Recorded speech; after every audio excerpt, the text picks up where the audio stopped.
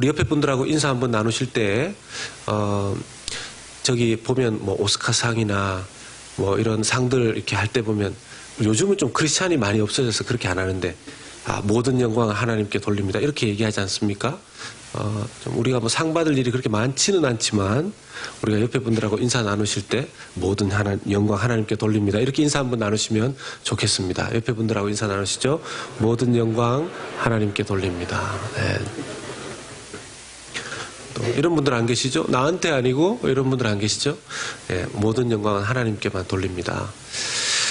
저도 말귀를 잘 못 알아들어서 집에서 좀 봉변을 당할 때가 있습니다. 분명히 저는 이렇게 알아들었는데 나중에 물어보면 아니다 이렇게 얘기를 하게 되는 그런 경우인데요. 보면 유머 시리즈 중에서 말귀를 잘 못 알아듣는 유명한 대명사가 사오정이라는 분이 계십니다. 실제 인물은 아니고요. 어느 날 이 사오정의 집에 강도가 들어갔습니다. 이 강도가 집에 있는 온갖 귀중품들을 다 빼앗고 나서 막 떨고 있는 사오정에게 이제 너의 목숨을 취하겠다. 이제 네가 죽을 준비를 해라. 이렇게 얘기를 했습니다. 그러니까 이 사오정이 갑자기 떨고 있었던 사오정이 주방으로 들어가더니만 밥상을 차려서 나왔습니다. 그리고 하는 말이 저희 집에는 죽이 없습니다. 저희 집에는 밥밖에 없습니다. 이렇게 얘기를 했습니다. 네, 웃어주신 분 감사합니다.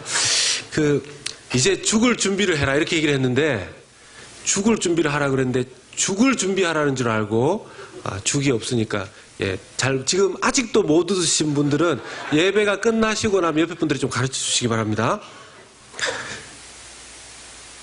저는 제 가정에서도 이렇게 잘 못 알아들을 때도 있고, 사람이 그렇지만 사오정처럼 사람의 말을 잘 못 알아듣는, 문제는 제가 염려하는 것은 제가 하나님의 말귀를 잘 알아듣고 있을까, 이런 염려가 들 때입니다. 여러분들은 어떠십니까?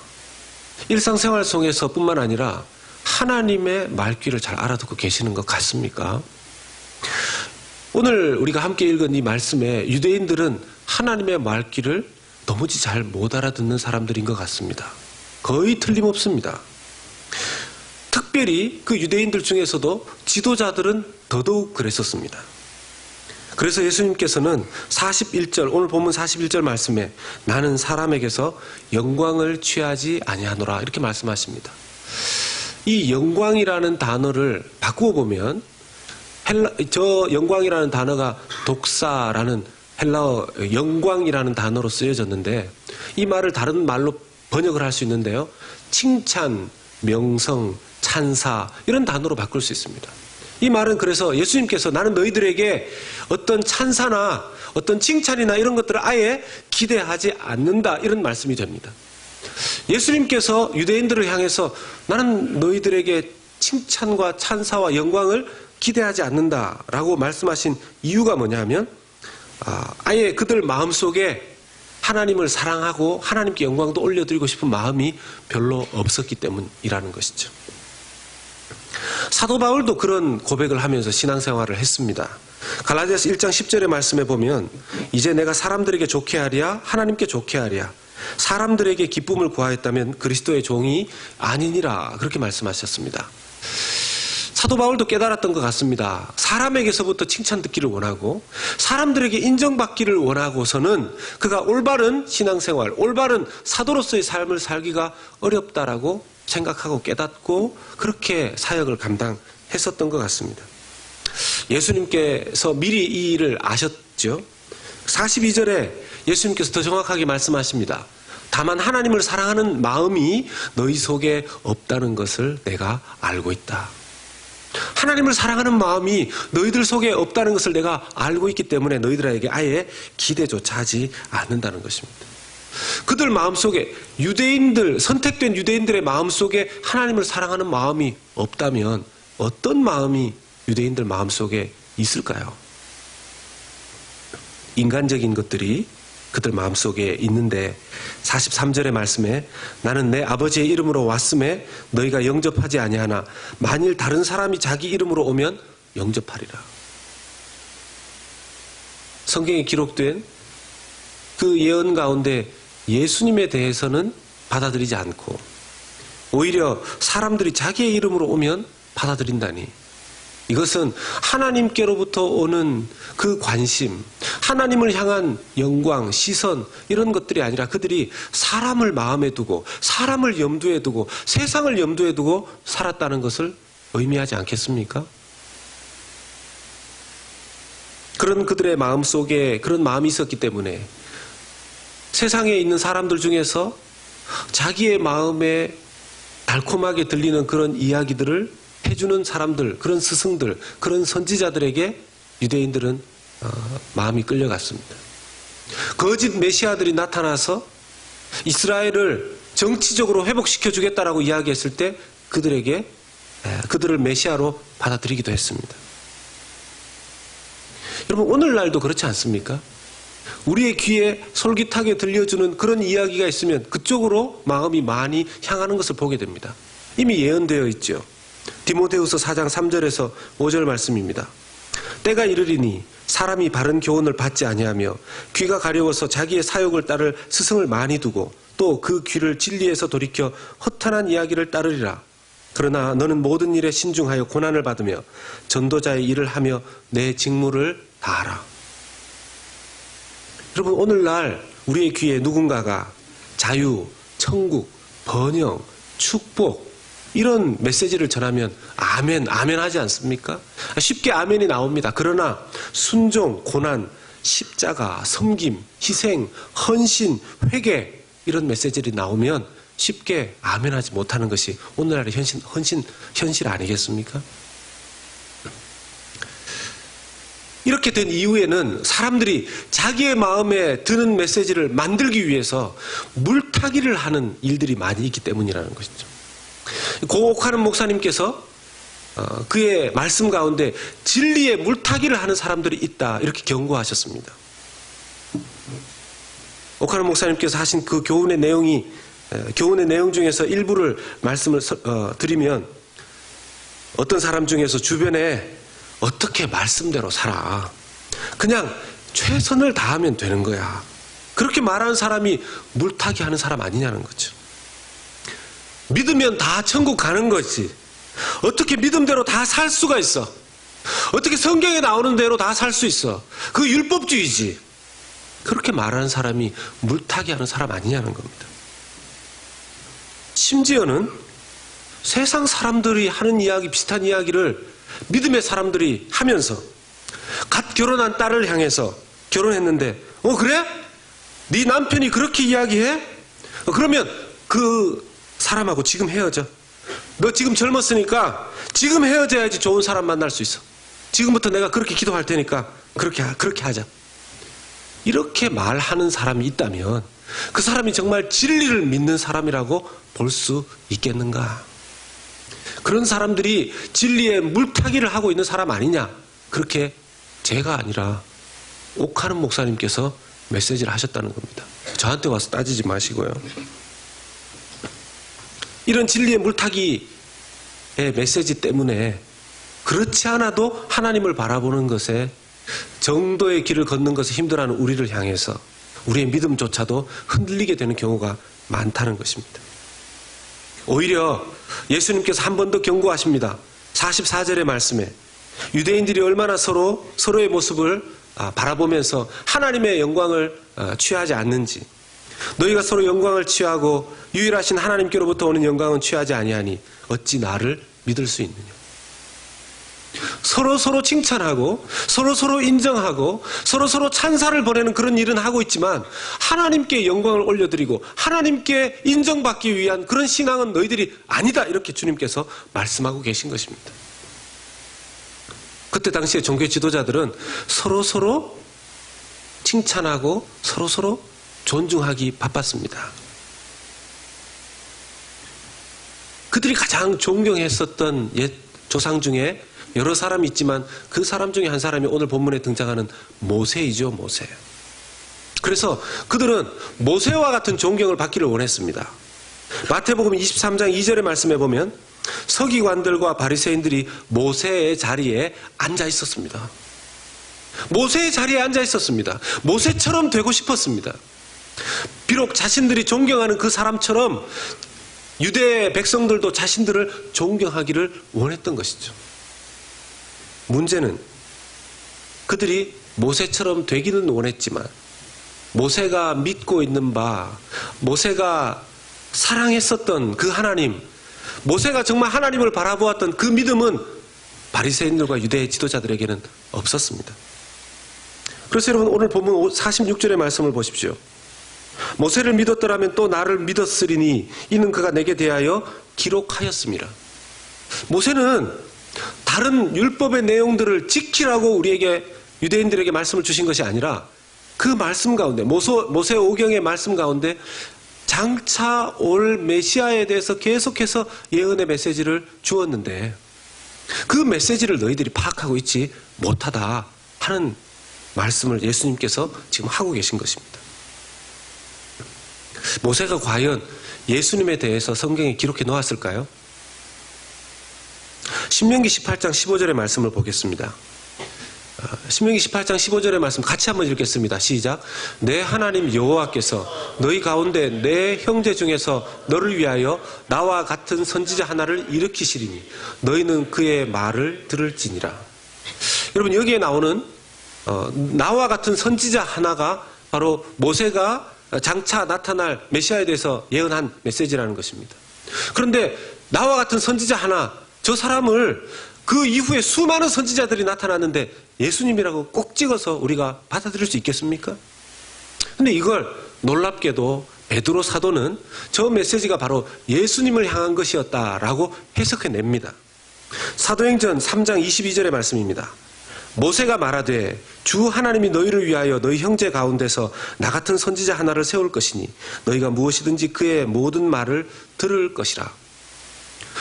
베드로가 지금 신명기 18장 15절의 저 말씀을 정확하게 인용합니다. 저게 언제 저 말씀을 베드로가 인용했는가 하면 사도행전 3장 20절에 보면 또 주께서 너희를 위하여 예정하신 그리스도 곧 예수를 보내시리니. 무슨 뜻입니까? 사도 베드로가 복음을 이야기하면서 예언되어져 있었던 메시아이신 예수 그리스도가 우리에게 왔는데 바로 그분이 누구냐 하면 신명기 18장 15절에 예언되어져 있던 그 선지자가 바로 예수 그리스도이다라고 소개하고 있는 것입니다. 그러면 정확하게 복음의 이 내용과 신명기의 내용이 일치한다는 것을 우리가 알 수 있습니다. 여러분 모세가 우리가 5권의 성경을 썼다고 우리는 믿고 있습니다. 창출 레민신, 창세기, 출애굽기, 레위기, 민수기, 신명기 5권. 그 5권 중에서 창세기나 레위기나 신명기, 출애굽기, 민수기 이 모든 5권에 나와 있는 내용들 속에서 속속들이 메시아에 대한 예언들이 있는데 심지어 여러분 레위기는 성막에 대한 내용들이 많이 있지 않습니까? 그 성막에 대한 내용들조차도 하늘에 있는 천국의 모형일 뿐만 아니라 예수 그리스도에 대한 모형이다, 그림자이다 이렇게 신약에서 해석을 해냅니다. 히브리서 8장을 보십시오. 지금 시간이 없으시니까 여러분 히브리서 8장을 집에 가서 보시면 히브리서 8장의 내용은 성막이 천국의 모형이요 예수 그리스도의 그림자라고 해석을 합니다. 이처럼 모세가 오실 구원자에 대해서 많은 부분 예언을 했음에도 불구하고 즉 모세는 그의 마음의 중심이 그의 믿음의 중심이 자기가 주인공이 아니라 장차 이 세상을 구원하기 위해서 오실 메시아에 대해서 그 중심이 가 있었음에도 불구하고 그 중심은 어디론가 다 사라지고 모세를 추앙하고 모세에게 영광과 찬사를 올려드리는 그런 어리석은 유대인들의 모습들을 보게 됩니다. 사람들은 눈에 보이지 않는 하나님을 향하는 것이 정말 어려운가 봐요. 직접 자기의 귀에 들리는 그런 하나님의 음성이 아니라면 하나님의 음성이라고 받고 믿기가 참 어려운가 봅니다. 그래서 우리는 서로 사람들끼리 진리의 물타기를 하고 심지어는 우리가 서로 마치 하나님 자리에 선 것처럼 그렇게 서로를 존중하고 존중의 차원을 넘어서서 사람끼리 서로 칭찬과 존경을 주고받으려고 하는 것 같습니다. 좀 부끄러운 이야기지만 제가 한국에 있을 때도 그렇고 지금도 그렇고 기독교 교단의 총회장 선거 기간이 되면 참 듣고 싶지 않은 이야기가 들려집니다. 어떤 교단의 총회장이 될 때 돈을 얼마만큼 썼다라든지, 또 누군가는 이번에 총회장이 되지 못했는데 돈을 얼마만큼 쓰지 않았기 때문이라든지, 이런 이야기를 듣게 됩니다. 왜 그렇게 총회장 되고 싶어 하는지 모르겠어요. 회장 왜 그렇게 되고 싶어 하는지 모르겠습니다.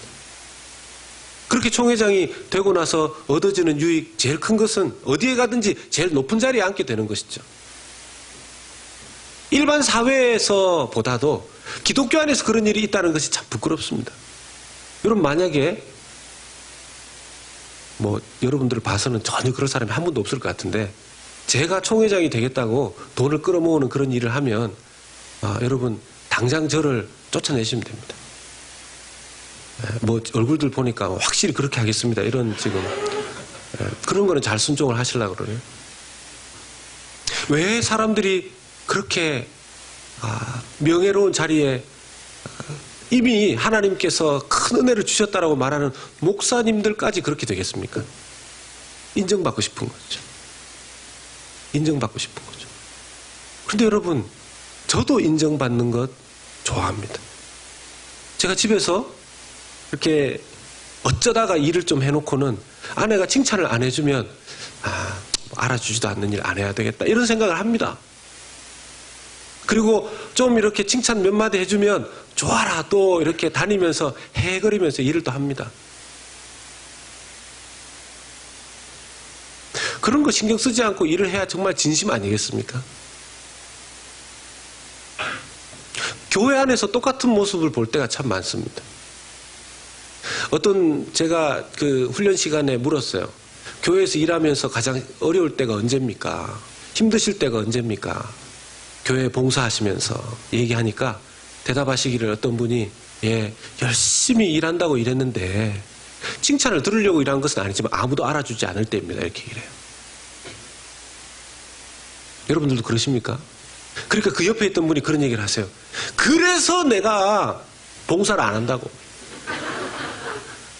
그 기대할 것도 없고 인정을 기다릴 것도 없고 봉사 안 하면 되지 않냐고. 내가 지혜로운 거 아니냐고. 제가 들으면서 이게 누가 지혜로운 건지 그걸 잘 모르겠어요. 여러분, 우리의 마음이 하나님을 온전히 향해 있지 않기 때문에 그런 것이죠. 우리의 신앙생활에 있어서 얼마나 많이 우리가 하나님께서 인정하실 수 있는 신앙생활인지, 아니면 우리끼리 서로 자를 갖다 대서 인정할 수 있는 신앙이다 아니다 그렇게 이야기하는지 모르겠습니다.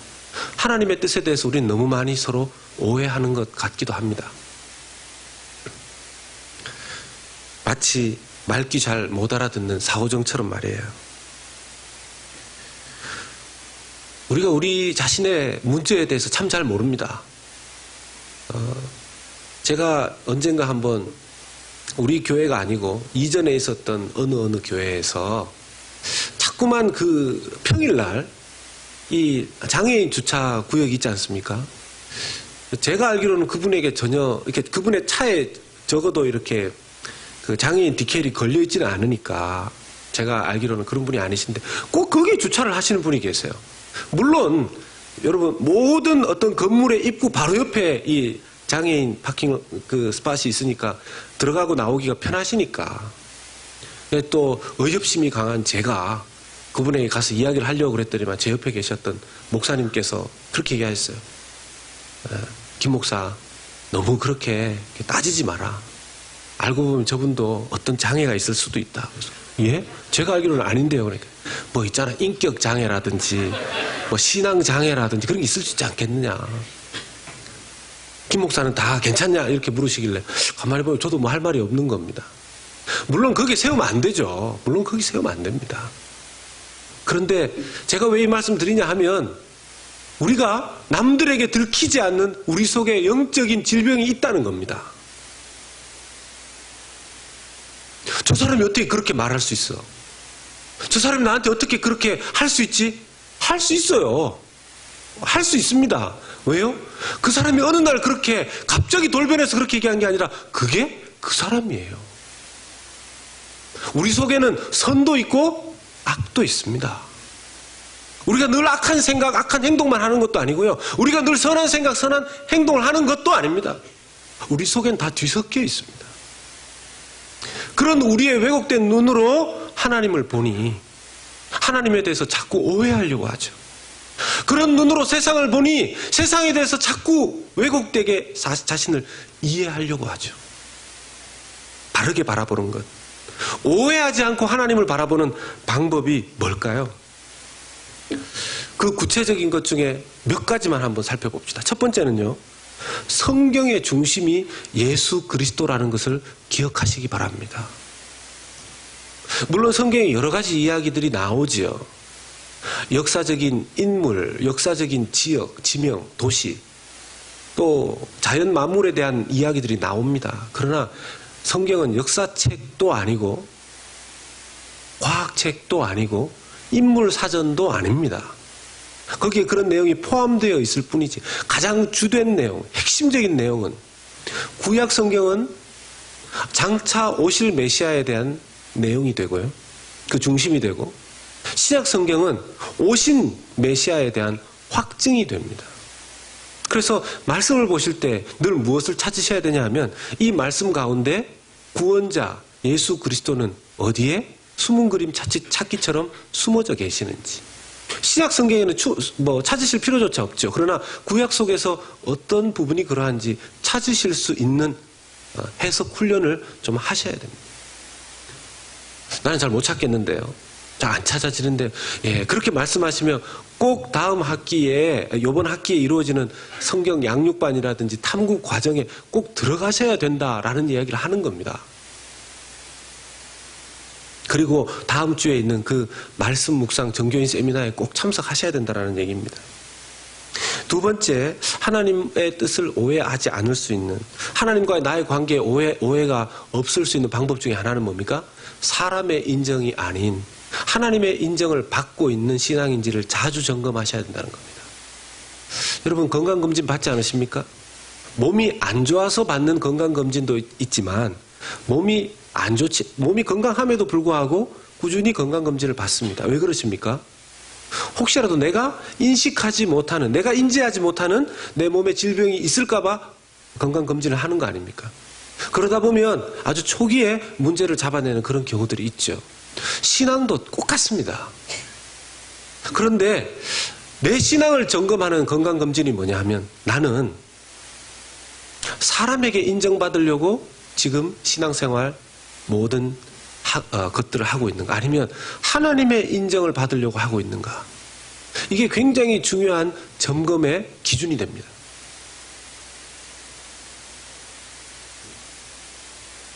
누군가가 저한테 참 목사님 설교에 은혜 받았습니다 이렇게 이야기하면 제가 예, 그냥 집사님이 다 마음밭이 좋으셔서 이렇게 은혜를 받으신 거죠, 이렇게 말을 합니다.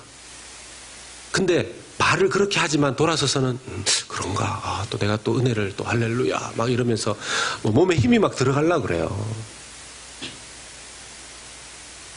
이렇게 인정받고 싶어하는 심리가 제 속에 있다는 거죠. 여러분의 목사가 이런 사람입니다. 기도를 하셔야 되겠습니까? 안 하셔야 되겠습니까? 걱정이 되시면.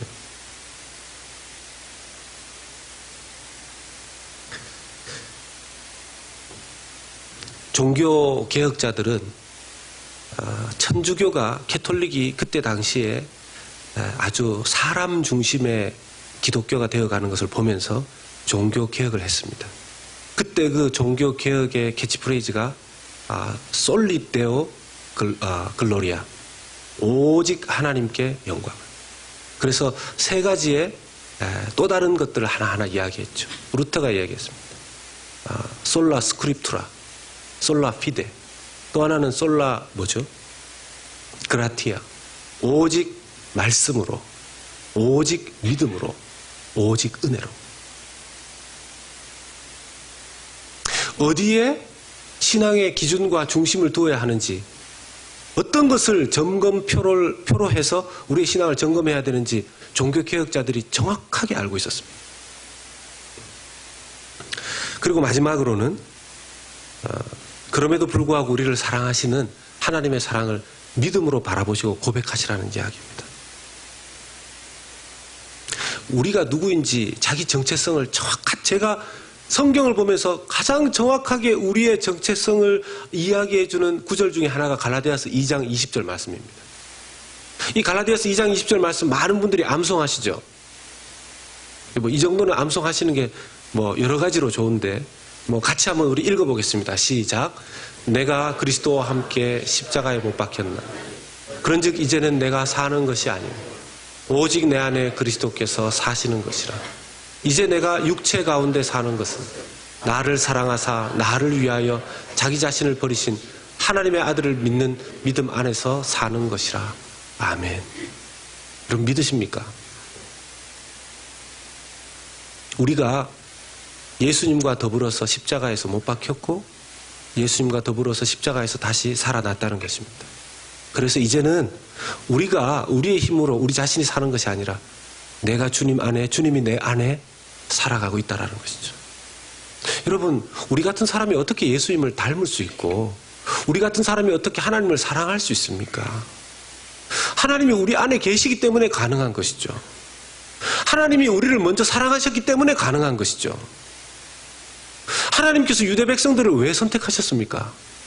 여러분, 하나님께서 유대 백성들을 선택하신 이유가 유대 백성들이 멋있고 잘났고 똑똑하고 화려했기 때문이 아니죠. 여러분, 유대인들의 옛 민족의 이름이 히브리 민족입니다.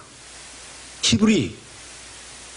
여러분, 이름 자체가 이미 히브리. 좀 약간 그 사람들이 다른 누구에 비해서도 별 볼 일 없는 그런 사람들이라는 뜻입니다. 이 히브리의 뜻은 특별한 다른 뜻이 있는 게 아니에요. 그냥 어감 자체가 주는 별 볼 일 없는 가난하고 나약한 민족이라는 의미가 들어있습니다. 그런 민족을 하나님께서 선택하시고 사랑하셨습니다. 왜요? 그런 약한 민족 선택하셔서 나중에 강하고 놀라운 하나님의 선택된 사람들로 키울 뿐만 아니라 하나님의 영광을 드러내게끔 하기 위해서였죠. 여기 계신 저와 여러분들 중에 내가 잘나서 하나님께서 나를 부르셨다라고 생각하시는 분 혹시 계십니까? 그런 사람의 마음 가운데 하나님 사랑이 있을 자리가 없다는 것입니다. 내가 히브리 민족처럼 별 볼 일 없는 사람인데 하나님께서 나를 선택하시고 사랑하셨다라는 그 믿음이 있는 사람들만 하나님을 향해, 하나님의 영광을 향해 하나님을 오해하지 않고 주님을 따라갈 수 있습니다. 연탄길이라는 쓰신 연탄길의 작가, 유명한 이철환 작가의 글이 있어서 우연히 찾게 되어서 여러분들과 함께 나누려고 합니다. 이철환 작가 본인의 이야기입니다. 오래전 겨울 어느 저녁 무렵에 중학교 동창을 만났습니다. 서로 경제적으로 어려운 처지였는데 저녁을 같이 먹고 함께 길을 걷다가 강아지를 팔고 있는 할머니 한 분을 만났습니다. 친구가 강아지를 좋아해서 들여다보니 할머니가 6마리 중 2마리가 남았다면서 싸게 줄 테니 한 마리 사가라고 말했습니다. 그러면서 할머니가 이렇게 말했습니다. 사람들이 아무래도 예쁜 놈들부터 골라 사가요. 그래도 이렇게 2마리 남았을 땐 마음이 괜찮은데 한 마리만 남으면 보기가 딱해요. 이놈이 제일로 못 났구나. 그래서 마지막까지 남았겠지 생각하면 마음이 짠하잖아요. 그러나 가진 돈이 없어서 강아지를 사지 못하고 친구와 헤어져 집으로 가면서 마음이 무거웠습니다. 어린 딸아이가 오래전부터 강아지를 사달라고 졸랐었는데 다음 날이 딸아이의 생일이었기 때문입니다. 다음 날 딸아이와 시내로 나가 생일 선물로 강아지 인형을 사주었습니다. 집으로 돌아오는 버스 안에서 아이는 강아지 인형을 품에 안고 잠이 들었습니다. 그런데 집에 도착하여 대문을 열고 들어섰을 때 가족 모두의 눈이 휘둥그레졌습니다. 마당에 강아지 한 마리가 나무 밑둥에 끈으로 메어진 채 눈을 맞고 있었던 것입니다. 딸아이는 달려가 강아지를 품에 안았습니다. 마당에 있는 살구나무 아래 편지가 놓여져 있었는데 친구의 편지였습니다. 철환아, 봉구 다녀간다. 도둑처럼 주인도 없는 집 담을 넘었다.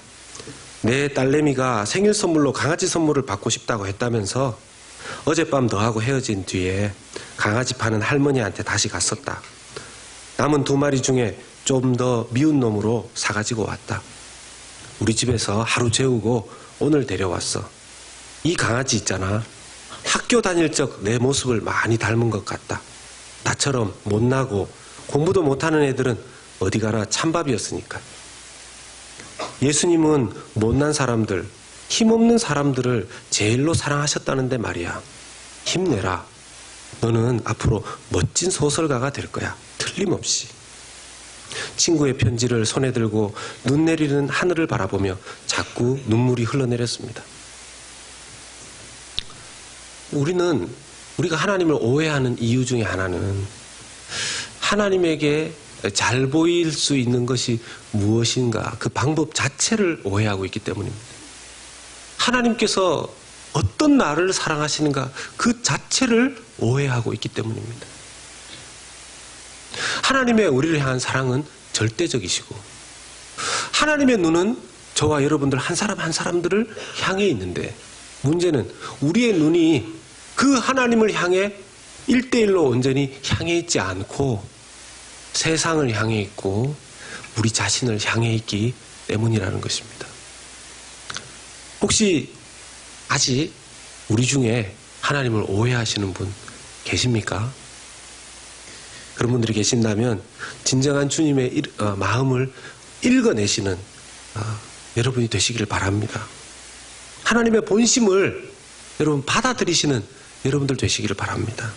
사랑하는 여러분, 그럴 때 우리가 하나님을 오해하지 않고 서로 사람에게 인정받으려고 하는 신앙생활을 하지 않고 말씀을 보면서도 오해하지 않고 예수 그리스도의 사랑을 찾아낼 수 있고 또 세상 가운데에서 하나님께서 내게 주시는 그 참 사랑 가운데 믿음의 여정 걸어갈 수 있을 줄로 믿습니다.